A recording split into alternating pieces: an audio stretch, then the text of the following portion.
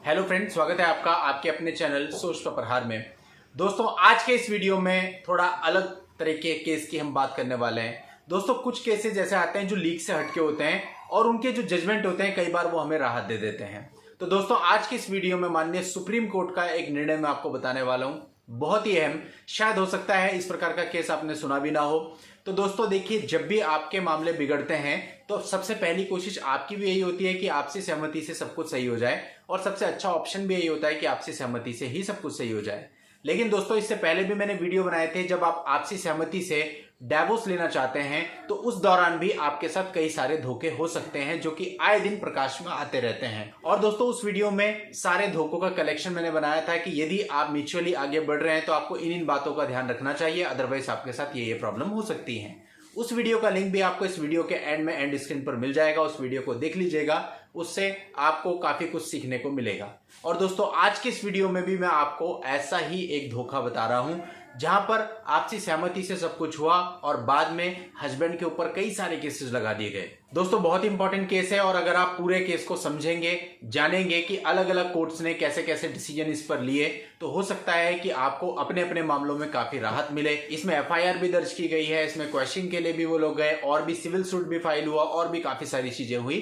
तो बिल्कुल क्रम से सारी घटनाएं मैं आपको बताऊंगा और फिर बताऊंगा कि माननीय सुप्रीम कोर्ट ने किस प्रकार से इस पर निर्णय लिया, किन तथ्यों के आधार पर निर्णय लिया। तो दोस्तों, आगे बढ़ने से पहले आपसे कहना चाहूंगा, यदि आपने अभी तक भी चैनल को सब्सक्राइब नहीं किया है तो चैनल को सब्सक्राइब करके नोटिफिकेशन बेल पर जरूर क्लिक कर लें, क्योंकि इस प्रकार की वीडियो आप लोगों के लिए हर रोज मैं लेकर आता रहता हूं। तो चलिए दोस्तों, पूरे मामले को समझ लेते हैं। सबसे पहले दोनों पक्षों की शादी 1998 में हुई। इसके बाद 1999 में दोनों के यहाँ पर बच्चे का जन्म हुआ। अब दोस्तों, आपस में बन नहीं रही थी, डिफरेंसेस थे, मतभेद थे, रोज में लड़ाई झगड़ा होता था। तो दोनों ने डिसाइड किया कि वो डिवोर्स ले लेते हैं और उन्होंने आपसी सहमति से सेक्शन 13B के अंतर्गत डिवोर्स फाइल कर दिया। अब दोस्तों, फर्स्ट मोशन हुआ, उसके बाद 6 महीने का टाइम मिला। 6 महीने बाद पार्टीज दोबारा अपियर हुई, अपनी स्टेटमेंट दी और फिर कोर्ट ने डिवोर्स की डिक्री पारित कर दी। अब दोस्तों, म्यूचुअल डिवोर्स के बाद तो ये चाहिए था कि दोनों ही पार्टी शांतिपूर्वक अलग हो जाती, क्योंकि कुछ रह नहीं जाता। म्यूचुअल डिवोर्स जब आपने डाला है तो उसमें सारी terms and condition cover up हो जाती हैं। लेकिन दोस्तों, इस मामले में वाइफ ने म्यूचुअल डिवोर्स लेने के कुछ समय के बाद एसएसपी ऑफ लुधियाना को एक कंप्लेंट दे दी और उन्हें ये बताया कि जो डिवोर्स है फ्रॉड के द्वारा लिया गया है और अब उसको घर से निकालने की कोशिश की जा रही है।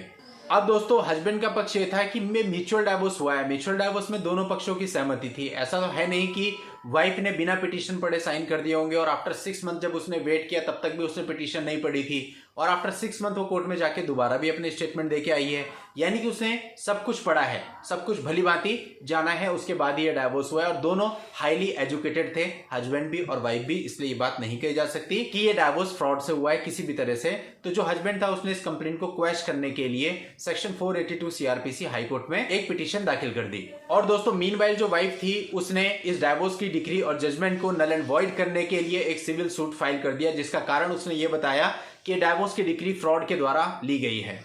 और दोस्तों, इसके साथ साथ उसने चाइल्ड कस्टडी के लिए भी केस फाइल कर दिया और अपने हस्बैंड पर एक एफआईआर भी दर्ज करा दी 498A 406 376 आईपीसी में।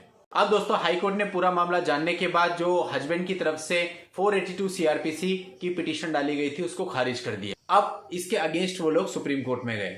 वहां पर हस्बैंड के वकील साहब ने बताया कि वाइफ ने जो कंप्लेंट फाइल करी है वो पहले तो टाइम बार्ड है, दूसरी बात, उस कंप्लेंट में उसने जो कुछ भी लिखा है वो केवल उसका अपना वर्जन है, और यदि आप उसके वर्जन को मान भी लें तो ये जो डिवोर्स हुआ था ये म्यूचुअल कंसेंट से हुआ था, इसलिए इस फ्रॉड में फिर दोनों एक जैसे हिस्सेदार हैं और 107 आईपीसी के अंतर्गत वाइफ भी बराबर के पनिशमेंट की हकदार होगी। और वाइफ के वकील साहब ने इसको फ्रॉड इसलिए बताया कि डिवोर्स होने के बाद भी वो दोनों साथ में रह रहे हैं, इसलिए इसमें फ्रॉड हुआ है। और दोस्तों, हस्बैंड के वकील साहब का ये कहना था कि ये जो डिवोर्स हुआ है ये इस वजह से हुआ है क्योंकि दोनों के बीच में वैचारिक मतभेद थे और डिवोर्स के बाद वो साथ नहीं रहे, ना ही उनके बीच में कोई फिजिकल रिलेशन थे। अब दोस्तों, दोनों ही पक्षों की दलीलों को सुनने के बाद माननीय सुप्रीम कोर्ट ने ये माना कि ये म्यूचुअल कंसेंट से डिवोर्स है। और दोस्तों, जो वाइफ ने कंप्लेंट डाली है वो मेंटेनेबल नहीं है और इस कारण से सुप्रीम कोर्ट ने ये 482 सीआरपीसी की जो पिटीशन है वो अलाउ कर दी और जो भी लोअर कोर्ट की प्रोसीडिंग्स थी वो सारी की सारी खत्म कर दी। तो दोस्तों, यानी लास्ट में हस्बैंड के पक्ष में निर्णय हुआ। वैसे भी दोस्तों, आप समझिए, म्यूचुअल डिवोर्स का मतलब क्या है कि एक पिटीशन दोनों पक्ष अपनी सहमति से साइन कर रहे हैं और उसके बाद कोर्ट में फाइल कर रहे हैं। ऐसा तो है नहीं कि हाईली एजुकेटेड बंदा बिना पढ़े साइन कर देगा, बल्कि वो तो एक एक लाइन को पढ़ेगा। उसके बाद 6 महीने का आपको समय भी दिया जाता है कि आप विचार कर लें।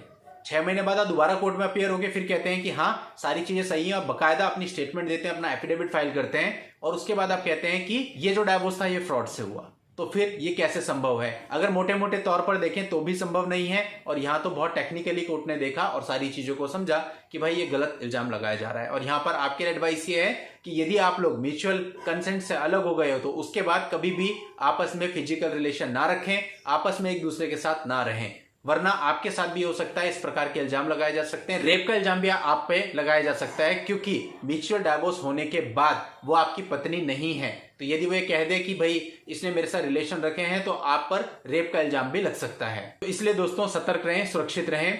और आप लोगों की हेल्प के लिए इस जजमेंट का लिंक आपको इस वीडियो के नीचे डिस्क्रिप्शन में मिल जाएगा, वहां जाकर के आप इस जजमेंट को पढ़ के पूरी जानकारी ले सकते हैं, इसको डाउनलोड करके अपने पास भी रख सकते हैं और अपने वकील साहब से बात करके यदि आपके मामले की तथ्यों की परिस्थितियां सेम होती हैं तो इस जजमेंट को यूज भी कर सकते हैं। नेक्स्ट वीडियो में नई लीगल जानकारी के साथ मैं आपसे फिर मिलता हूं, तब तक के लिए goodbye and thank you for watching, take care.